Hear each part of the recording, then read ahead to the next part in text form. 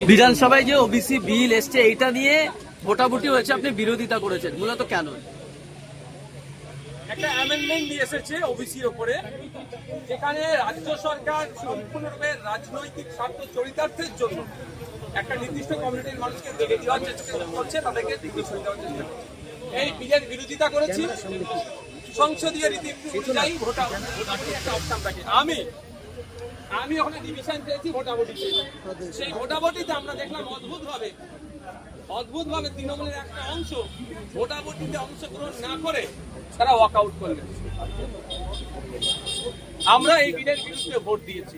এই বিলকে প্রত্যাহার করা, এই অ্যামেন্ডমেন্টকে প্রত্যাহারের কথা বলছি। আপনি কি চাইছেন? আমাদের অবস্থাটা ক্লিয়ার।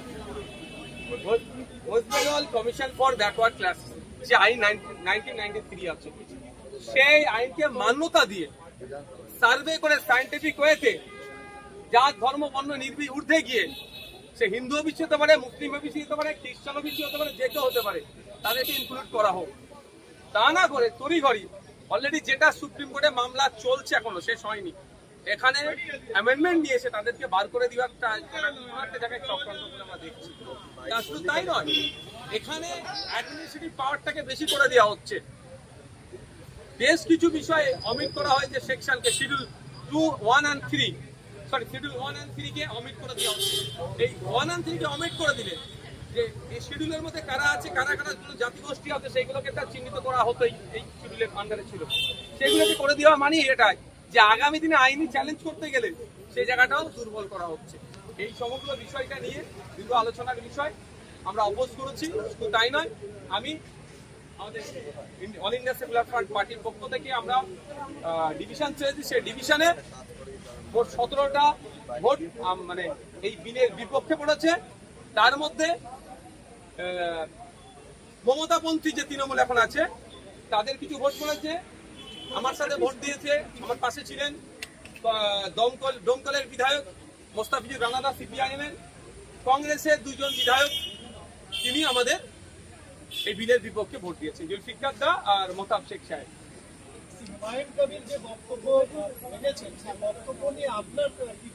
অনেক আগে আমি এই ধরনের বক্তব্যের বিরোধিতা করেছি। আমি কোনোদিন অফেন্সিভ বক্তব্য দিইনি, আর কোনো বক্তব্যকে আমি প্রমোট করিনি বা তাকে সমর্থন জানাইনি।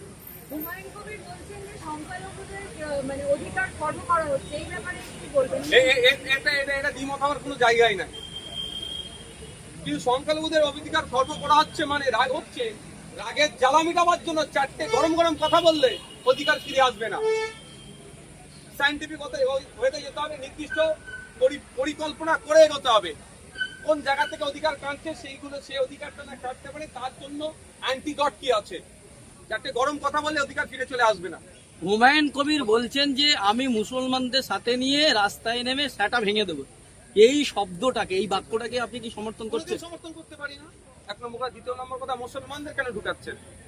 ওনার দলটা কি শুধু মুসলমানদের জন্য তৈরি আছে?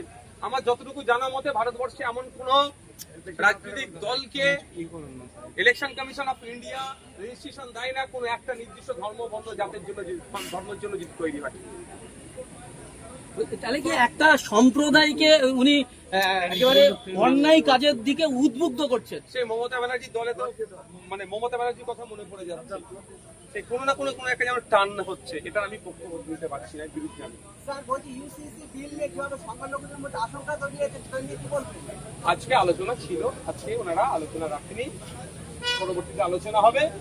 যখন আলোচনা হবে বিধানসভার মধ্যে আলোচনা করবো, আর পরবর্তীতে আপনাদেরকেও জানাবো। আমরা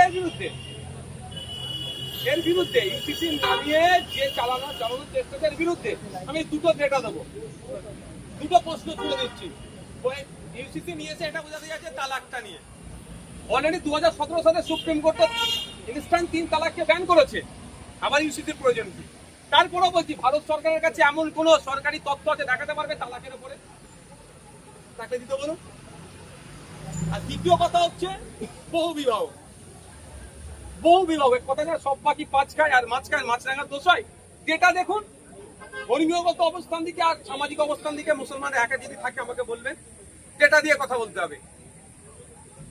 ডিটেলসটাও তো যখন ইউসিসি বিল আসবে চর্চা যখন হবে তখন বলবো, মুখ থুবড়ে পড়বে, যে কটা অভিযোগ আনছে সে কটা অভিযোগ সে করবো।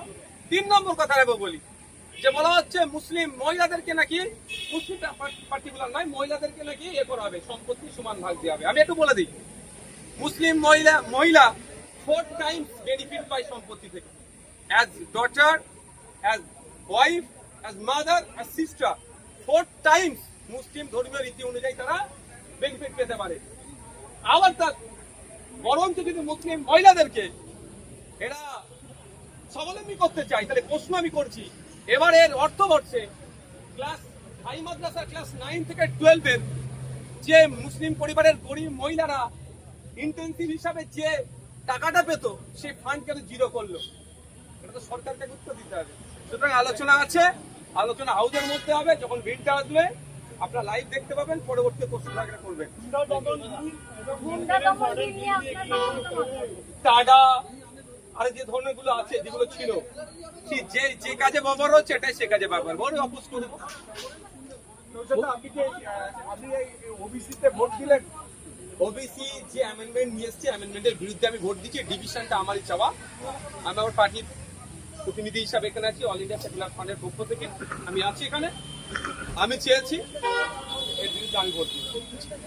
বলছি যে হুমায়ুন কবিরের বক্তব্যের উপর বিতর্ক করছি কয়েকজন সরকারের বিধায়ক, তারা বলছেন তো আজকে ওয়াকআউট পত্রিকা থাকবেন, আপনার সঙ্গে কথা বললেন, তাদের অবস্থা কি? এটা তারা অবস্থান আপনার তাদেরকে জানলে জিজ্ঞাসা করবেন। এটা তো ওয়াকআউট করেনি, তবে অনেকে অ্যাবসেন্ট ছিলেন, ভোট দান থেকে বিরতও ছিলেন, এটাও পাবলিক ডোমেইনে ডিসক্লোজ করা দরকার। বলছি হুমায়ুন কবিরের বক্তব্যের উপরে মুখ্যমন্ত্রী বললেন বিধানসভার মধ্যে এটাই হচ্ছে শেষ বক্তব্য, তার মানে এবারের বক্তব্যটাকে কি সমর্থন করলেন মুখ্যমন্ত্রী? দেখুন, এটা ওইরকম ভাবে তিনি বলেন, যতটুকু আমি শুনেছি বলছি, তিনি প্রতিবাদ জানিয়েছেন। প্রতিবাদকে আমি স্বাগত তখনই জানাবো যখন এটা সবার ক্ষেত্রে প্রযোজ্য হবে। নামটা হুমায়ুন কবিরের জন্য অফেন্সিভ বক্তব্যকে আমি কোনোদিন সমর্থন করি না। যদি হুমায়ুন কবির বলে তার জন্য এটা বিবৃতি, আর এখানে যদি হরে কৃষ্ণ বলে তার জন্য চুপ থাকলে, তাহলে মুখ্যমন্ত্রীর বক্তব্যকে সমর্থন করবো না। হরে কৃষ্ণর জন্য যেমন তিনি কঠোর ব্যবস্থা নেবেন, হুমায়ুনের জন্য যদি কঠোর ব্যবস্থা নেই, তাহলে আমি বক্তব্যকে সমর্থন জানাবো। Thank you.